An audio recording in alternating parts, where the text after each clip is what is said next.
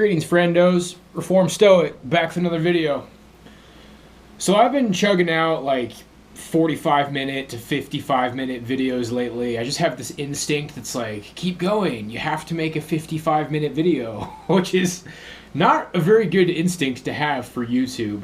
I think one of the first children that my channel is going to give birth to that I was talking about in my last 55-minute video, my last video, I think I'm gonna make a clips channel, and you know, just some clips from my videos, some clips from my live streams, get kind of that TikTok, YouTube Shorts format going, try to kind of help people's attention spans out a little bit, highlight some gems, get some clips going.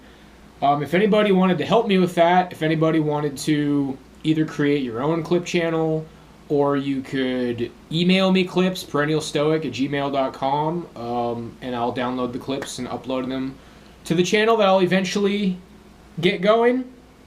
That would be much appreciated.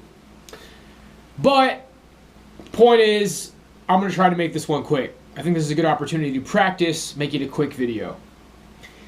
And this is one of those topics that probably people would like to hear me go on longer about. So, I don't know. We'll see what happens. That has kind of been the catchphrase of my channel. Short video for you for a long time. Okay. HyperDating. Now, you could say that this is kind of a rebranding of something that's already been beaten to death, but that's kind of how you keep these kind of rants and topics alive. But I do think that this is kind of approaching it from a little bit of a different angle and maybe addressing a bit of a more modern big picture that's developing. So when it comes to what women look for in a man, you get people trying to attack this idea that all they care about is looks. And this concept that I'm going to describe of hyperdating isn't really in line with all that matters is looks. This is kind of a chicken or the egg thing. You know, what came first? You looked bad and then you failed, and then failing caused you to fail more. That's kind of the concept here. And looking at, you know, how dating was, first of all, from an anthropology perspective, I took an Anthropology 101 class at UNLV online. Dating hasn't even really been around that long. So I'm about to, like, you know, unfold this history of dating. That goes back to like 1900, you know, like the early 1900s. That really encompasses the history of dating. Before that, there was courting, arranged marriage. You would meet somebody at church through family friends. There were close families and business partners, and it was kind of this understood thing that, you know, this family's son is going to end up with this family's daughter. So, looking at just the brief history of dating, there were outliers. There were people who dated an incredible amount, and then there were people who were shit out of luck. But there was more of like an average in the middle of just everybody kind of, for the most part, dating an average amount. Well, what you're getting now with the Chad and the Stacy, basically, this is brushing up against stuff that has already been kind of said a million times. You're getting a smaller pool of men who date a lot. Hyper dating. And then, you know, that 10 to 20% of men who date a lot is matched by the 80% of women who take turns dating those men. So what I believe, and you know, I'm always open to discussion. I'd love for people to chime in if you disagree here, give me your thoughts. What I believe women are looking for in a man, what they're trying to smell on you, what they're trying to sense about you, other than just, you know, your initial looks. Like, your looks are to start off, and as long as, like, you make the looks threshold, They start to try to gauge how social you are, how much you date, how many women you've been with. But they're not thinking about this, consciously. This is all unconscious. So they're just kind of trying to sniff out if you're one of these HyperDaters, which I guess you could say is trying to sniff out if you're a Chad. But Chad is more of the genetic thing, whereas this is just a social thing. So I feel like what I've been saying for years when normies are like, it's not about looks, dude. Go outside, live a normal life. You'll see this, you'll see that. And what I've even said on my last couple of streams is, man, I've seen a lot of like very average guys with beautiful women lately. And I almost wish I lived in these like medieval times where I could just straight up duel these guys for their women, because I know that I would win. It's getting to that point.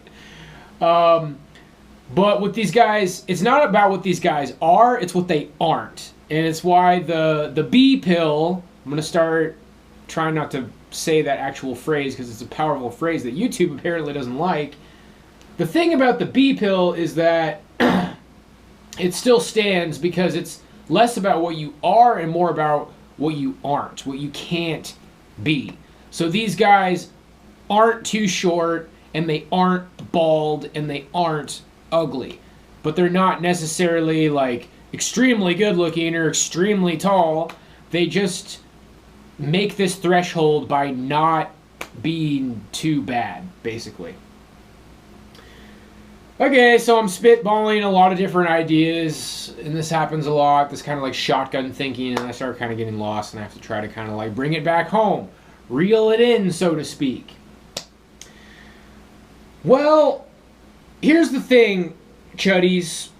If you're a guy that's kind of like me, and you've been off the market for a while, and you're trying to figure out, how do I get back out there? How do I break this dry spell, so to speak, but not just sex, just like dating? How do I get out of this rut? Well, what you have to understand is that women are doing everything in their power to make sure they don't date a guy like you. This is my theory. This is my understanding. Not because you're ugly, necessarily. Maybe you are. Maybe you aren't. Maybe you have certain things wrong with you. But this theory can address, it can kind of like lead to other theories. Like guys who think that they're ugly and that's why they failed with women. My theory related to this theory would be like, well, you were a little bit ugly early on and you had a bad experience early on and you failed to adjust and you developed a bad mindset early on, and then you gathered cobwebs from a lack of success early on, and then you start giving off these vibes, because that's probably the nicest, that's the most complimentary thing I have to say about women, is they're hyper sensitive. Like everything for them is unconscious. They don't even realize it's going on. They just get the ick. You give them the ick, and it's because you're not a hyper dater. It's because you're not hyper social. I think on some level they've always been like this, but they want somebody who's outgoing, somebody who is regularly in and out of relationships. And I've been aware of these people more or less my entire life. Like, they got a new girlfriend, they're dating for 3 to 6 months, maybe a year, they break up, you got a new girlfriend 2 or 3 months later, okay? There are the guys who notoriously like sleep around at parties, but it will be like new girlfriend, 3 to 6 months to a year, maybe they cheat on her, break up, maybe have a couple of hookups in between the relationship, get another relationship, 3 to 6 months, situationships, 3 months, 6 months. They're basically never alone. And yeah, being a Chad is definitely a factor here. People are starting to think, oh, this is incel speak. Well, this is just facts, okay? I think what it comes down to is the only kind of people who take the time to gather this kind of information and present it on YouTube maybe tend to fit into that category. I'm a philosopher, is the thing. I don't think women really like philosophers, though. So, my message to you, the viewer, because we're going to wrap this up soon, is you're like me, and it's like, man, I haven't been on a date in a long time. How do I get out there again? How do I make it happen? What you need to kind of try to do if you decide this is really important to you is you have to make it seem like you've been dating the entire time. And obviously, the more time that goes by when you haven't been dating, probably the more difficult that's going to be. And for a lot of guys, you're at least wrestling with this train of thought because most people just would say this is cope. There's a lot of people that say this is cope. I think we are living in a time where men are starting to cross this barrier of like, wow, like I actually don't care about relationships. Like I really just don't care. And then what a lot of people like boomers would say is like, well, that's probably when you're going to get a girlfriend, Bucky, because you don't care. And there's something to that because you'll probably act a little bit more well-adjusted and less nervous and less... Like, women don't like unsureness in men. That's something that I definitely know. Like, they don't know what the unsureness is, and they don't care. It gives them the ick. You could be unsure for a number of different reasons, but when they sense that unsureness in you and your voice skips and you break eye contact and you have the bad posture or whatever, they get the ick and then it's over. But yeah, people are like, oh no, it's not about looks for women. Well, it highly, highly, highly is. But when it's not, what they're really looking for is somebody who's normal. And in the modern world, it's hyper socialized, over socialized. Uncle Ted. You guys know Uncle Ted, right? Pull up a chair and listen to Uncle Ted sometime. I'm sure you can figure out who that is if you don't know who that is. But Uncle Ted talked about the over-socialized world. Pull up a chair, Fetties. We're talking about Uncle Ted on my channel. Uncle Ted talked about the world becoming over-socialized. And he said it would become very feminine, feminist, and leftist. And that's pretty much exactly what's happened to the world. He had some very accurate predictions there. But yeah, so we're in the over-socialized world, and social media is a big part of that.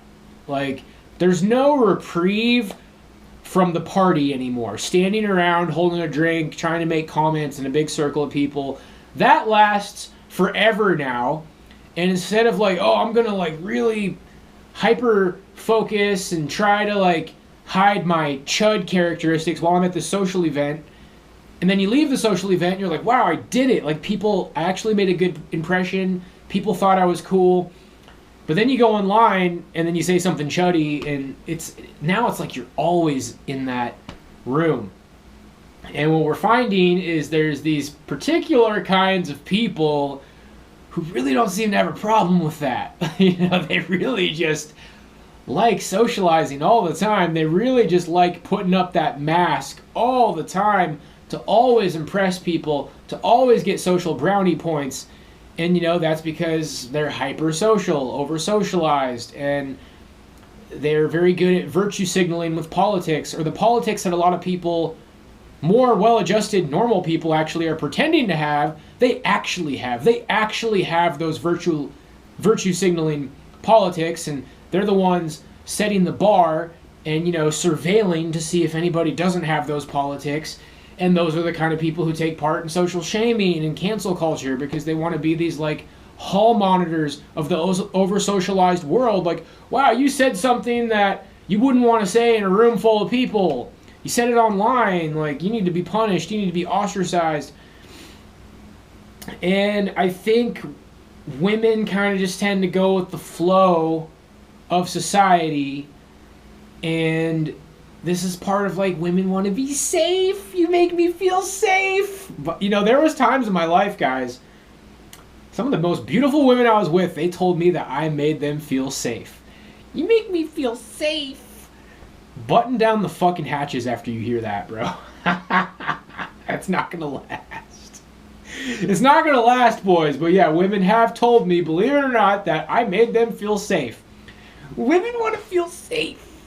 Well, part of what makes women feel safe, I theorize as a chud philosopher, is you being normal.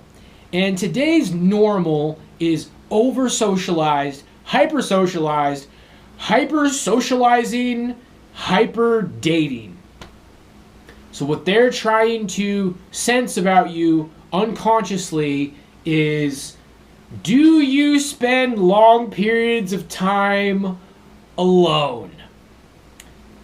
And someone like me,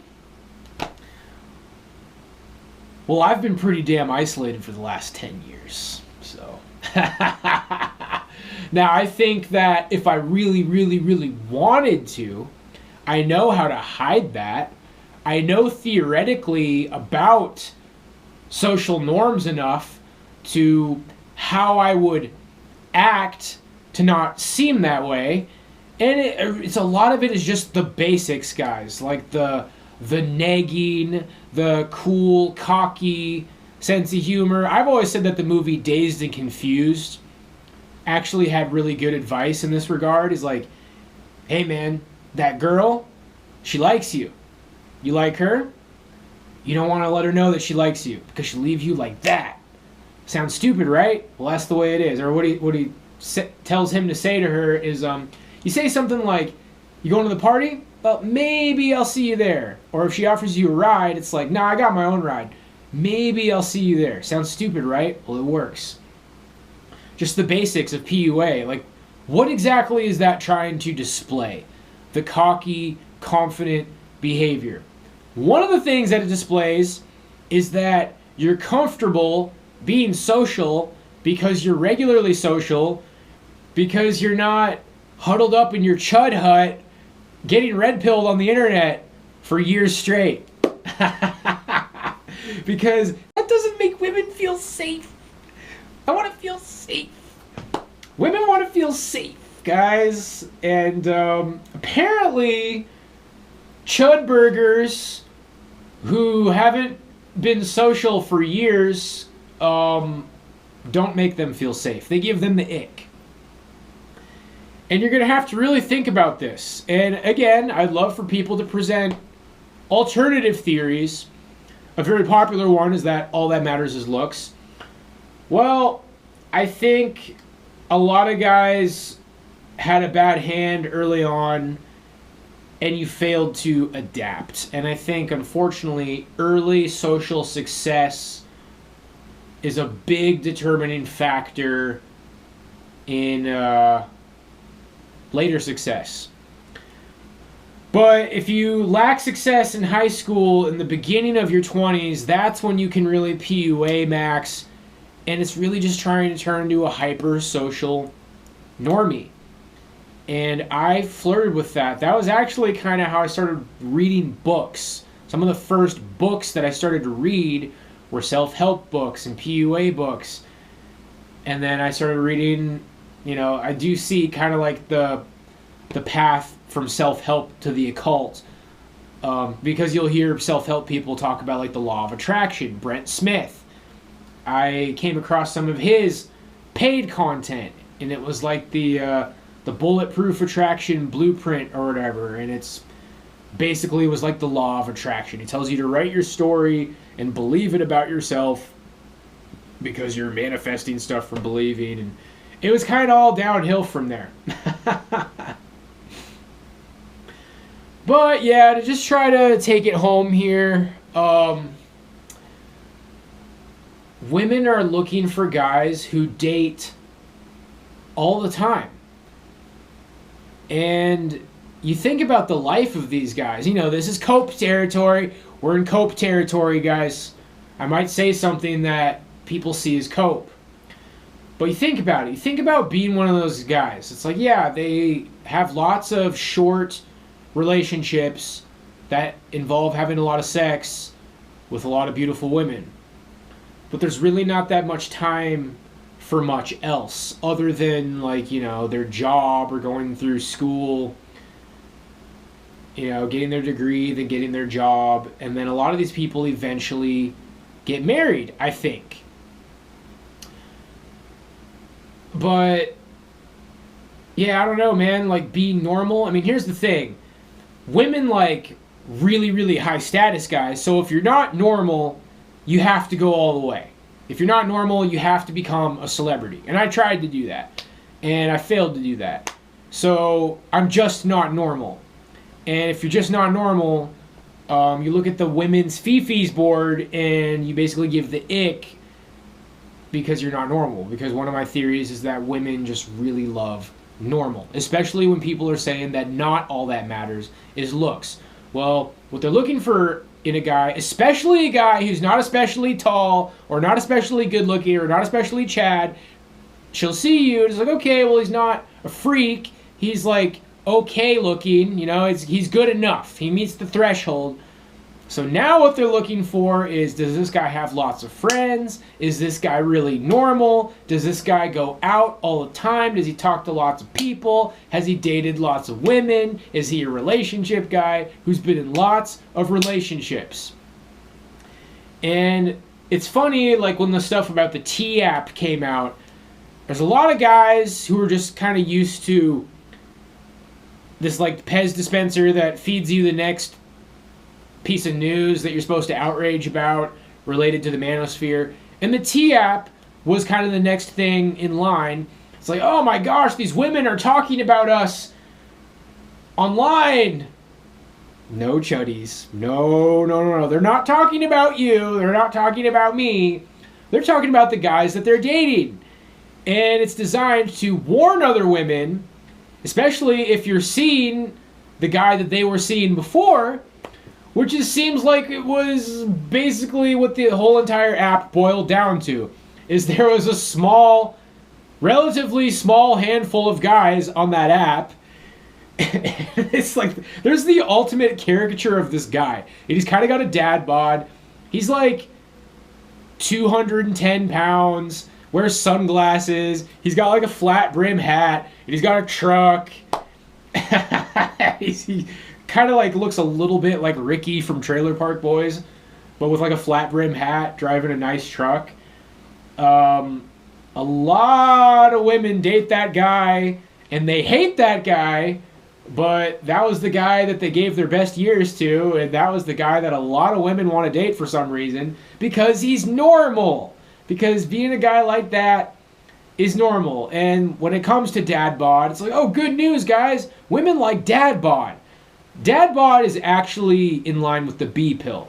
It means that being 5'7" and bald and getting in perfect shape isn't what they want.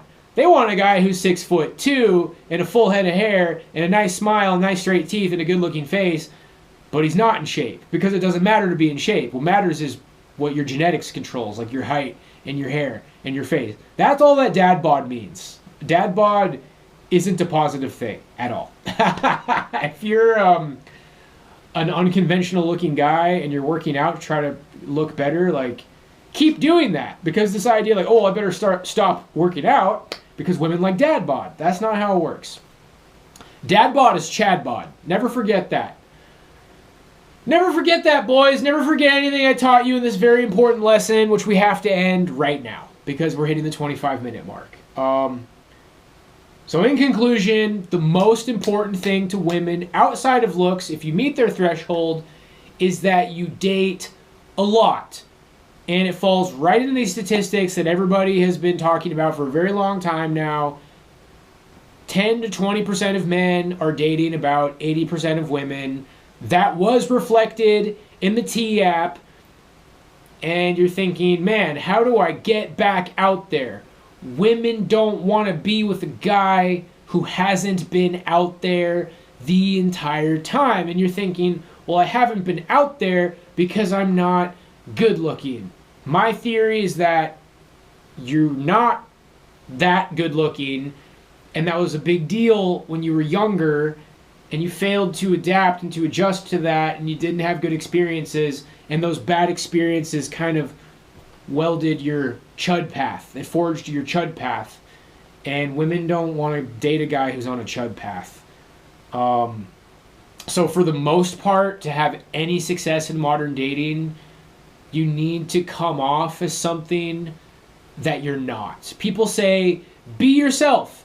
Well, myself has been autistically drooling over books and the internet alone regarding red pill topics and conspiracy theories and chud politics for the last 10 years. That's who myself is. So who myself is not really what women want. And then normies are like, well then change. And it's like, yeah, but I like who I am. I like reading. I like being a genius, undiscovered philosopher who's low-key one of the most intelligent men who's ever lived. Chatty Brahmin philosopher! Brahmin class, Chad.